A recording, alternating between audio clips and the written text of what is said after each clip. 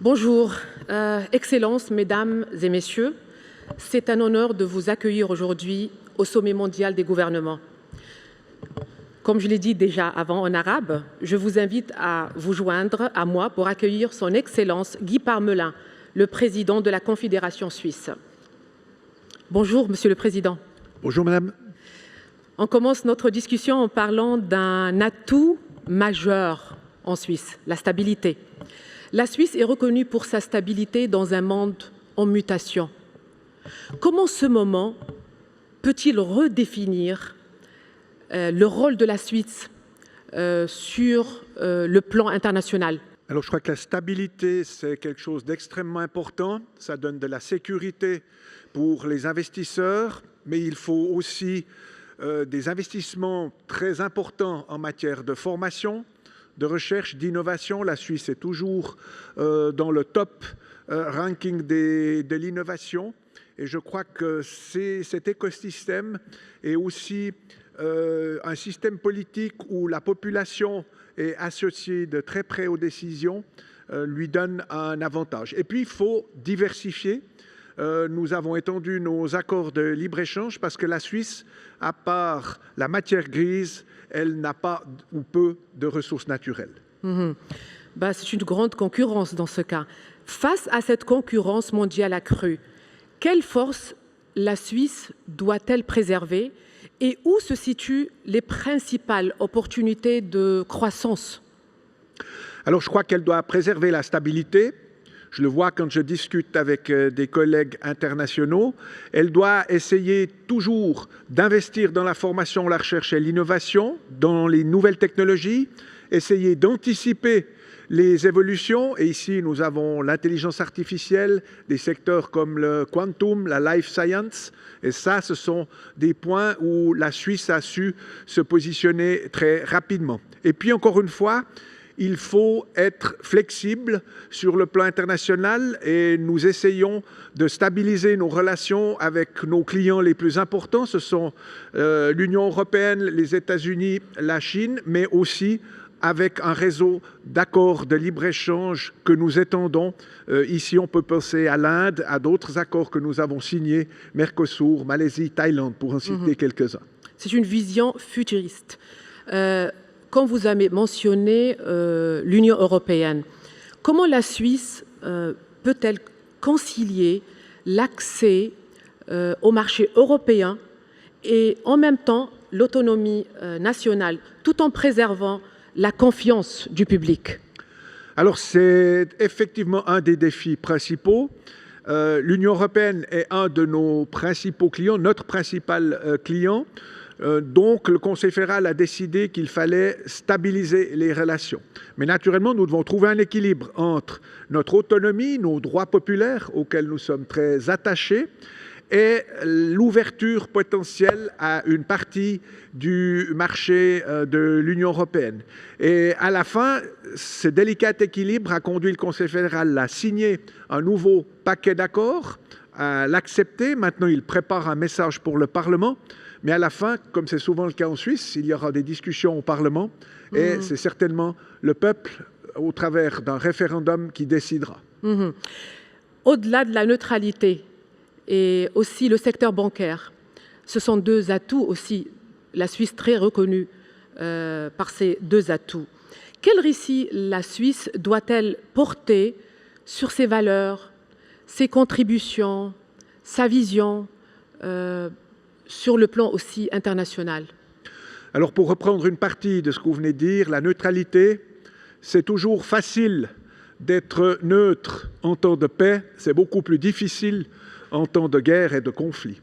Mais la Suisse, avec la Genève internationale, peut offrir ses bons offices. Elle doit travailler discrètement. Nous avons des mandats de protection avec des grandes puissances pour chercher des solutions à des conflits. Ça, c'est quelque chose sur laquelle le monde entier peut compter sur l'efficacité et la discrétion de la Suisse. Et puis encore une fois, nous n'avons pas d'autre choix. Nous sommes 9 millions d'habitants. Quand vous avez des pays, des puissances qui sont 1,3, 1,4 millions, voire 340 millions comme les États-Unis, vous devez être flexible, vous devez être dynamique, vous devez anticiper les tendances, et c'est ce que nous faisons, mais naturellement en gardant les fondamentaux qui ont fait la force de la Suisse, c'est-à-dire aussi un cadre intérieur où on essaye de diminuer les coûts pour les entreprises, diminuer la bureaucratie et créer ces conditions cadres qui soient les mêmes pour toutes les entreprises. Nous ne pouvons pas et nous ne voulons pas mener une politique industrielle. C'est un bon plan, franchement. Oui, mais pas facile. Pas facile, justement, j'en doute pas.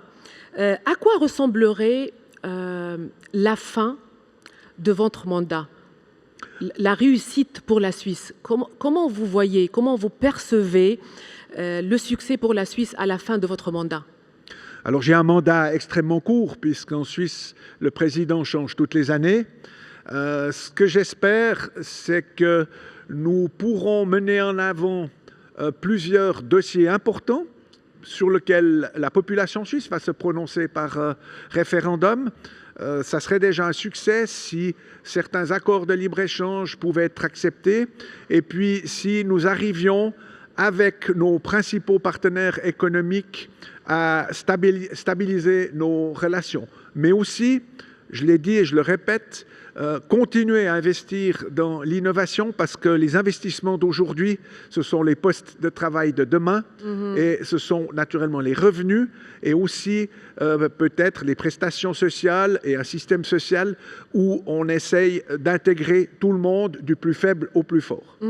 Qu'est-ce qui vous inquiéterait si rien ne changeait dans ce plan?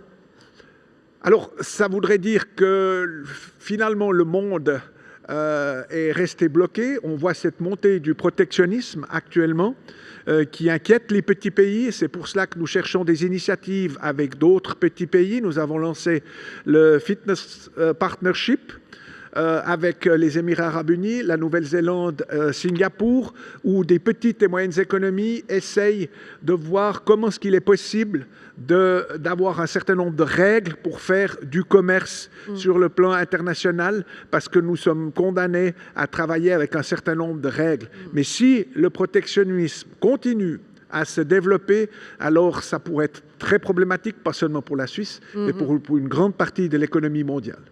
Qu'est-ce qui a changé depuis votre dernière visite à Dubaï lors de l'Expo, justement? Quels développements vous ont le plus marqué à Dubaï?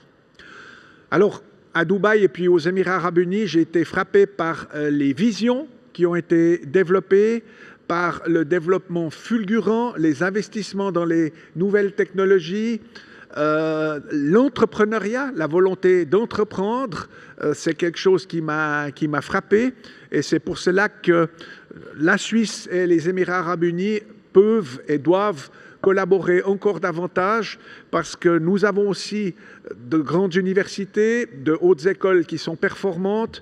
Les Émirats arabes unis ont développé aussi des nouvelles technologies, ils investissent dans plusieurs technologies, et je pense que nous sommes faits pour nous entendre. Je vois ici une win-win perspective, mais la fulgurance et la rapidité du développement de la vision et de la concrétisation des objectifs des Émirats arabes unis, ça m'a impressionné.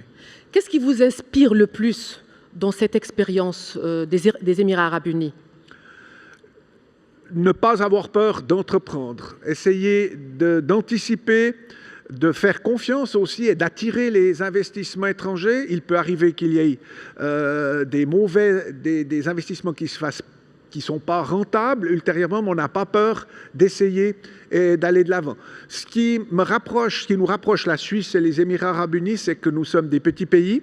La Suisse a beaucoup de montagnes, donc peu de surfaces cultivables. Nous dépendons aussi pour notre approvisionnement du bon fonctionnement du commerce international. Ici, peut-être que l'aspect désertique, l'aspect de l'eau est quelque chose qui est extrêmement important. Tout à l'heure, vous avez mentionné l'innovation, l'intelligence artificielle. Est-ce que ça vous fait peur?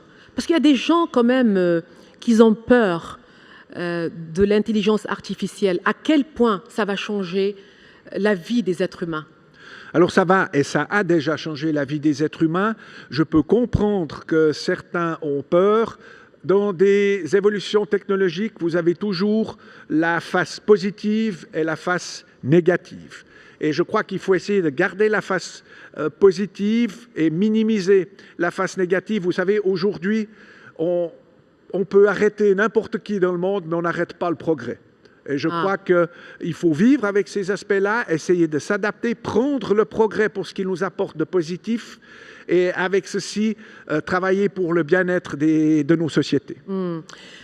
Vivre loin des conflits, je vois que c'est un don, que pas tout le monde le maîtrise. La Suisse le maîtrise très très bien. Quels conseils donnez-vous sur la scène internationale, sur ce sujet? Écoutez, il serait malvenu que je donne des conseils à certains pays. Je crois que chaque pays doit chercher sa voie. La seule chose que je peux dire, c'est que si nous voulons, avec les défis que nous rencontrons, que ce soit le changement climatique, que ce soit ces tensions internationales, tout ce qui peut contribuer à la paix, est bon pour le monde, est bon pour les populations dans le monde entier. Et si je peux avoir un vœu, c'est qu'on arrive à faire diminuer ces tensions et ces conflits dans le monde entier. Il n'y a jamais eu, à ce stade, à l'heure où je vous parle, autant de conflits ouverts dans le monde entier. La Suisse, avec ses bons offices, elle est prête à participer, à rechercher des solutions, mais il faut que les parties soient les deux d'accord. Quand vous voyez, Monsieur le Président, les Émirats, comme vous avez aussi mentionné, elle a cette vision futuriste, vraiment. Quelle perspective voyez-vous pour renforcer les coopérations entre les Émirats arabes unis et la Suisse? Alors, il ne faut pas avoir peur d'échanger et de coopérer. Nous avons, je l'ai dit avant, des universités et nous investissons énormément, que ce soit le secteur privé et le secteur public, dans la formation, dans la recherche et l'innovation. Les Émirats arabes unis sont aussi une puissance financière qui n'a pas peur aussi d'investir dans des technologies du futur. Je crois qu'en coopérant, en échangeant nos découvertes positives et en évitant de faire certaines erreurs, nous serons gagnants les deux. Et moi, j'appelle de mes voeux, et je l'ai dit encore ce matin au président des Émirats arabes unis, ce renforcement de la coopération, et nous coopérons déjà beaucoup ensemble. Merci, merci Monsieur le Président pour cet échange. Nous vous souhaitons beaucoup de succès à la suite de votre mandat. Merci pour cet échange. Merci beaucoup. Bonne journée. Thank you. Merci. Thank you so much. Shukran. Thank you.